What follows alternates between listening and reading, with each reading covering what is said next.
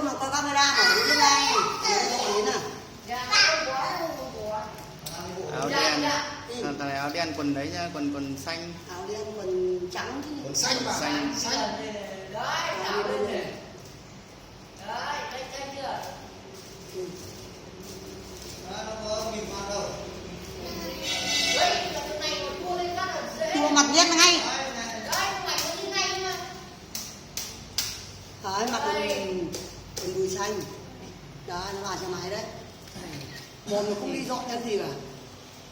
Đôi là Dũng nha.